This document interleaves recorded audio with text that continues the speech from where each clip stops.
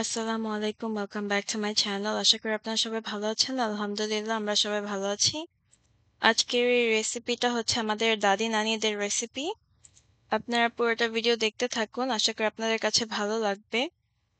এই রেসিপিটা হচ্ছে ইলিশ মাছের একটা রেসিপি। আমার মার থেকে শুনেছি যে আমার মা যখন ছোট ছিল তখন আমার মা এই রান্নাটা আমার নানুর কাছে থেকে শিখেছে। আর বলেছে যে এটা এত মজার, এটা সবাই খেতে অনেক পছন্দ করত। তাই আজকে এই রেসিপিটা করা হয়েছে। সো আপনারা পুরোটা ভিডিও দেখতে থাকুন। এই রেসিপিটা কিভাবে করতে হয়, অনেক সিম্পল একটা রেসিপি। আমরা ইলিশ মাছ নিয়েছি আর ইলিশ মাছটাকে কেটে এরকম ছোট টুকরো করে নিয়েছি। এটার মেইন পয়েন্ট হচ্ছে ইলিশ মাছটাকে কষানো হবে। আর হচ্ছে এটাই হলো পুরোটা রান্না। এটাতে কোনো মসলা ইউজ করা হয় না। It's just plane. আর এটা খেতেও অনেক মজার। সো এই রেসিপিটা করতে যা যা লাগবে আমি সবকিছুর প্রিপারেশন আপনাদেরকে আজকে দেখাচ্ছি। প্রথমেই এখানে পেঁয়াজ নিয়েছি। এই পেঁয়াজটাকে ছোট ছোট করে টুকরো করে নিচ্ছি। ব্যাক ইন দ্য ডেজ এই ইলিশ মাছের রেসিপিটা সবাই খেয়েছে। তাই মা বলল যে তোমরাও ট্রাই করে দেখো, মজা লাগবে। তাই আজকে এটা ট্রাই করা হচ্ছে। এখানে পেঁয়াজ কুচি আছে, সাথে মরিচটাকেও কেটে নিচ্ছি। অনেকগুলো মরিচ নেওয়া হয়েছে, so it's gonna be super spicy. ইলিশ মাছটাকে পরিষ্কার করে তারপরে কেটে নেওয়া হয়েছে। এটা যদি বাংলাদেশের মতো টাটকা ইলিশ মাছ হতো তাহলে এটা খেতে হয়তো আরো ভালো লাগতো, কারণ এটা টাটকা ছিল। কিন্তু আমাদের এখানে তো টাটকা ইলিশ মাছ পাওয়া যায় না, শুধু সবকিছু ফ্রোজেন। তারপরও এটা খেতে আসলে অনেক মজা হয়েছে। এন্ড সো ইলিশ মাছগুলোকে এভাবে বিছিয়ে নিয়েছি, সাথে পেঁয়াজ কুচিগুলো দিয়ে দিয়েছি।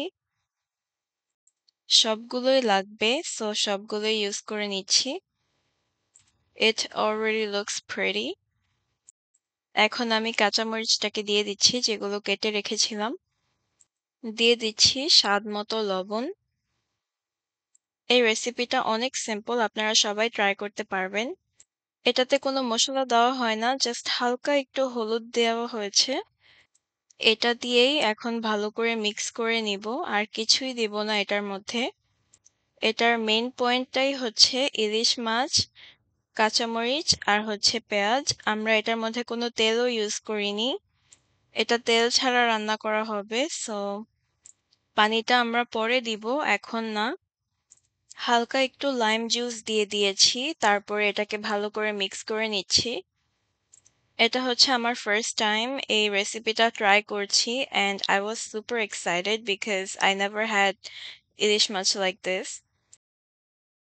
এই ইলিশ মাছটাকে শুধু আমরা লবণ আর হচ্ছে একটু হলুদ দিয়ে মিক্স করে নিয়েছি, আর অল্প একটু লেবু দেওয়া হয়েছে।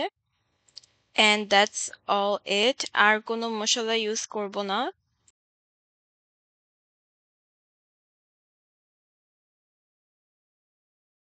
এই মাছটার ডিম আছে, এটা খুবই মজাদার একটা মাছ, আর এটার মধ্যে অল্প একটু পানি দিয়ে দিয়েছি। এখন একটু মাছটাকে পানিটার সাথে একটু মিক্স করে নিচ্ছি। এখন এটার মধ্যে দিয়ে দিচ্ছি শুকনো মরিচ। লাইক আই সেড বিফোর, আমাদের এখানে টাটকা ইলিশ মাছ পাওয়া যায় না।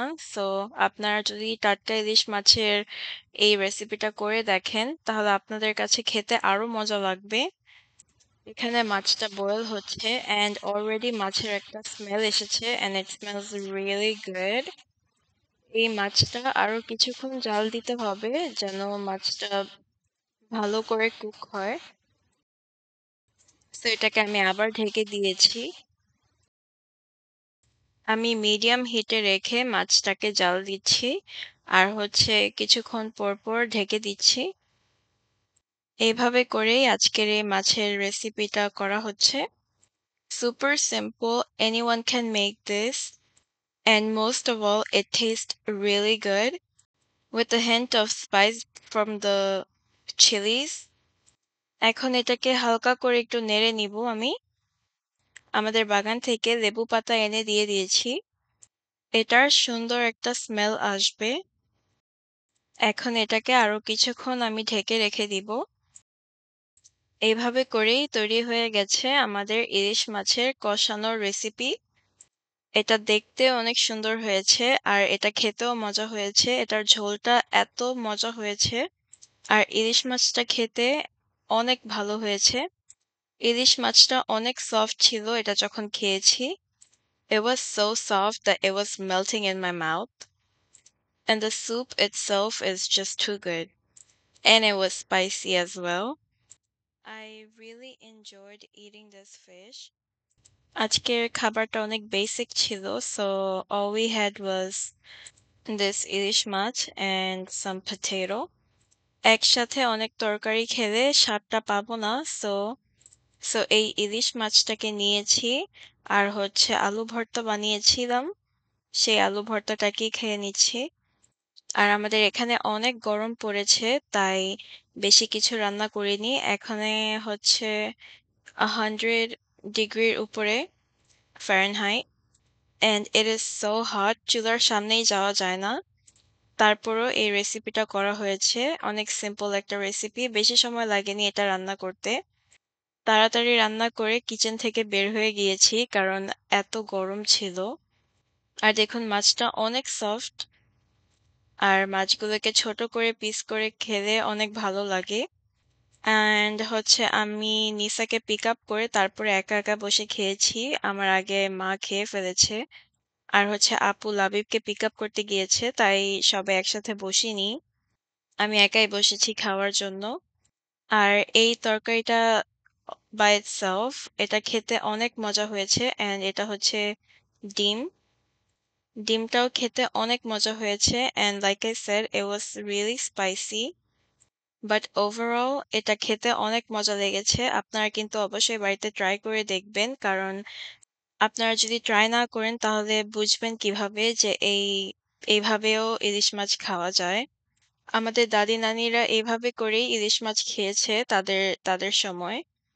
And I think it is a good way to prove that you can eat this any way you want and it will taste really good either way. I think ইলিশ মাছটা যদি আরো টাটকা থাকতো তাহলে এটা খেতে আরো মজা লাগতো। But this frozen fish, it actually tasted really good. মাছটা খেতে দারুণ হয়েছে, সাথে আলু ভর্তা নিয়েছি। এটা খেতে আরো ভালো লেগেছে। সো আজকের জন্য এই পর্যন্ত। আশা করি ভিডিওটি আপনাদের কাছে ভালো লেগেছে। আল্লাহ হাফিজ। আসসালামু আলাইকুম।